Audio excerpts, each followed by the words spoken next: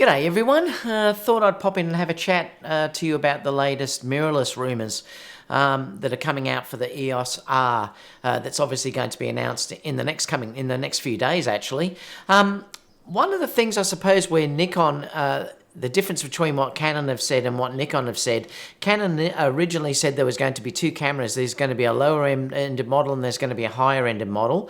Nikon have basically showed exactly what both cameras are now going to offer. Canon have only released what I believe is the lower version. So I'm going to sort of base things on that at this stage because I'm going to give Canon the benefit of the doubt because they still have to release a more professional camera. I don't know how soon, but hopefully fairly soon. Now, the reason why I'm thinking about this is because of the lenses that are announced. So let's look at the actual lenses. Let me just move this over.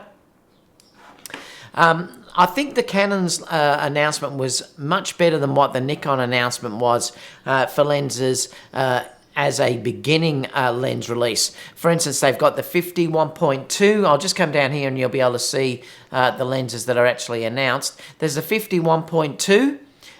There's also the 28-70 f2 lens. There's the 24-105 f4. And there's also down here, I think they're saying that there's going to be, these are EF mount lenses. I'm not sure why they were announced for this, but so we've got the 35-1.8, the 50-1.2, the 28-70 f2, the 24-105 f4, the 32-1.4 lenses all announced right at the beginning. So this is probably a big difference to the way that Nikon have announced their lenses. And what I'm starting to think is, and we're going to go through the specs in a minute, but what I'm starting to think is that this is definitely, Canon have targeted this initial release at a real prosumer type camera. And I think you're probably going to find, due to the fact of what their lenses have been announced, those lenses are not prosumer lenses. They're really high-ended lenses. Anything where you're dealing with a 1.2 50mm or even the 28-70 f2, these are going to be really expensive lenses. So I'm thinking that Canon are shortly or not long after this going to announce a higher-ended camera. And so I'm giving Canon the benefit of the doubt at this stage, whereas Nikon, I can't do that because they've released both cameras right from the beginning. But I'm starting to think that perhaps Canon may release a completely different camera to this that is aimed more at the pro market, which will have things like dual card slots and better 4K and things like that. But we'll talk about that in a minute when we go through the specs. But I wanted to start out by saying that there's still hope for you Canon shooters because this first release is not very good. And I'm going to be honest with you in the fact that I think it is really aimed at the lower end market, and it certainly wouldn't appeal to me if I was a Canon shooter, particularly from the video perspective. But we'll talk about that as we start to go through some of these specs now. But let's have a look at some of these specs anyway. So I'm just going to click over here and we'll have a look. And I'm just briefly going to go through, let me just move this up. I'm briefly going to go through these specs quickly with you. That they're saying it's going to be a 30.3 megapixel sensor, dual pixel CMOS, and it's going to have an EV of -6, which is at 1.2, which is still pretty amazing. Actually, it's really a good low light autofocus. 4K video, and we'll break this down in a minute when we go through these full specs. There's the touchscreen LCD articulating screen, which is fantastic. Wi-Fi, Bluetooth, mic jack. It's dust-proof, etc. And they're going to have, it's a magnesium body, and it's got the same battery as the other Canons. I'm not going to go too much about this because I've discussed this actually before. But if you do look at the design of this, just quickly, it does have a really nice grip. If you were looking at it compared to, let me just bring these up and see if I can do it here. If you compare the grip here, it really is a lovely grip. So you're going to have a lot to hold on to, which is really good. I'll just move this up a little bit so that, oh no, I can't. It does have a really nice grip, so I think you're going to be able to hold on to this quite well. If you look at some of the other aspects of it, the design is quite nice. Overall, I think that the design is fine. I've heard a few people say it's ugly, but come on, it's a camera. Obviously up here, you've got this great articulating screen, this fully articulating screen. Now, a few people on the web are saying there's no joystick, but from what I've read, I think this is going to be possible to be programmed to anything. So it will be able to be programmed to have as a joystick to change your ISO, things like that. So it seems like it's a really good, innovative feature, and it might be a great feature in itself. I love the articulating screen. I just so wish Sony had done that. You've got the nice little display up the top here, LCD display, which is really nice as well. And obviously, you know, if we look at the lens, there's adapters, which you can put filters into some of them, I believe. The lenses, again, we've looked at before. Now, one of the interesting things about the lenses is this extra wheel here.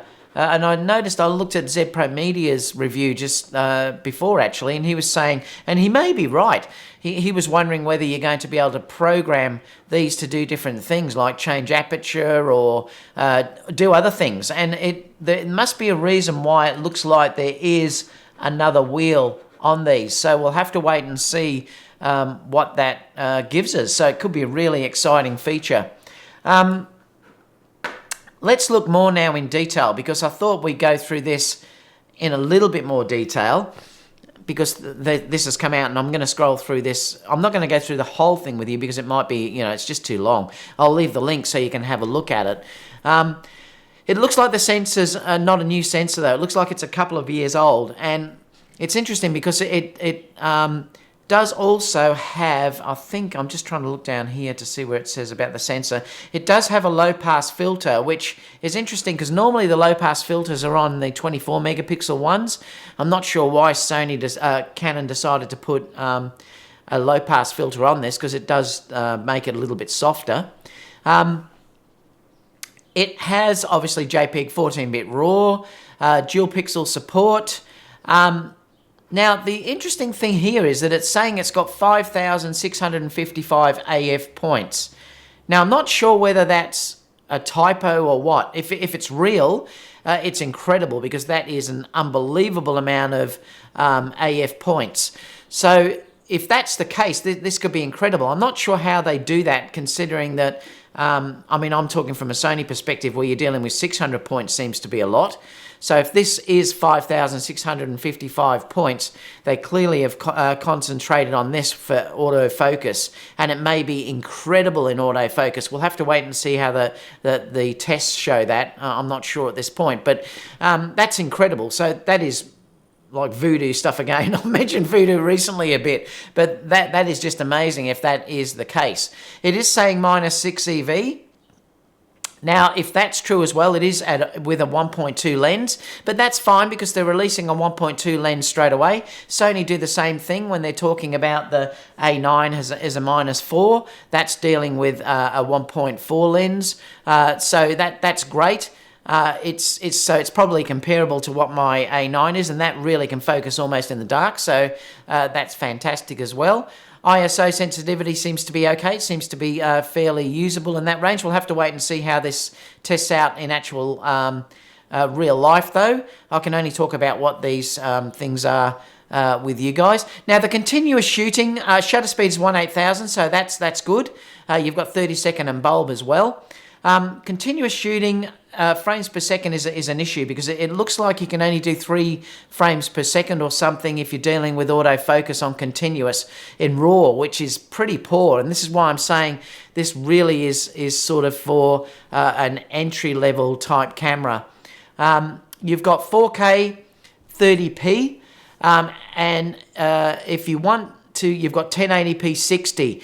This is a downside on the video, though, here, because if you want to shoot 120p, which things like my Sony can, and also the Nikons can, the new Nikon Zs, it'll only work in 720p, so that's not very good. And this is why I'm saying this camera, I really do think, is targeted at the beginners. It's not a very strong video camera. What else? Battery rating, I looked down in the thing down there, it's okay, it's not fantastic. I think it was giving you 400 shots, somewhere around there. So let's just go through these, and I'm just going to see if there's anything that sort of picks up my eye. It is an SD I think it's UHS 2, I think. Now, it's saying UHS 1 compatible, obviously, but it is UHS 2, because I noticed down at the bottom there, they were talking about the right performance for UHS 2 cards. Obviously, you're going to use the adapters if you want to use the your EF lenses, but there is a crop, I've heard, of 1.6 if you're dealing with the EF lenses, which is a bit of a bummer, but what can you do? 30.3 megapixels. Let me see what else sort of picks up my interest through here. Nothing in that area. I'm just trying to see if there's anything that grabs my interest as we go through. No, nothing down here. See, it's saying here again, your AF points, maximum is 5,655 cross keys. So it looks like the autofocus is going to be incredible. The dual pixel autofocus is going to be amazing. AF working range is EVC minus 16 at 1.2. It's also saying here that AF points can be moved by touching the screen or using the main dial quick control dial. And you're probably going to be able to use that dial at the back that I said. What else? It was only down here I thought was there's nothing about IAF tracking. So there's nothing about IAF. Now I know you can do that with the M50, so I'm hoping that you're going to be able to use eye autofocus. But I tried the M50 here, well, in the camera store, and the IAF was nowhere near as good as what Sony's implementation is. But whether they've been able to improve that, but there's no mention of that anywhere in here. So it's going to be interesting to see if they give you IAF. I'll be surprised if they don't give you IAF. What else? There's a couple of things down here that I thought was interesting. High-speed shooting. This was where I was saying it's saying you've got 8 frames per second, but if you want to go with servo with continuous, you've got 5 frames per second. But if you want to shoot it, that's JPEG. If you wanted to shoot in RAW, you obviously can only do 2.2. Now that's pretty bad. That's certainly not good at all. So that's one problem, I suppose, if you were thinking about shooting RAW for anything like doing sports-related stuff and things like that. It's not going to be really usable. What else? That's about it that I was going to talk about there. I will leave this in the links below so you can have a look at that. But let's talk about this overall. There's a few things about this. It looks like it's only going to have 1 card slot. So that, for me, immediately puts it out from using it professionally for paid shoots for things like weddings and events and things like that where you want dual card slots. I know some people are going to say, I've never had a card slot go. Well, neither did I until recently, and it happened to me. I was only saved because I had a dual card slot in a paid shot, which I couldn't have reshot. And that really saved me from having to say to a client, I've lost your images, and that would have just been devastating. So cards can fail, and that did change the way I think. So I have now changed my thinking in that. So I don't believe this is usable if you're doing it for things like events and things like that, which is a one-off type shoot. Yes, you could use it if you were tethered. Yes, you could use it if you could just reshoot it. You were doing stock photography, something like that. But having 1 card slot immediately says to me that this is a prosumer camera. Now, the other thing too is that the 4K, that doesn't look like there's any log profiles in this camera at all. So that again says to me that this is not aimed at video. They don't really want you to be shooting this if you want to get the full dynamic range for video, because there's no log profiles. I haven't seen it listed anywhere, so that's one other thing.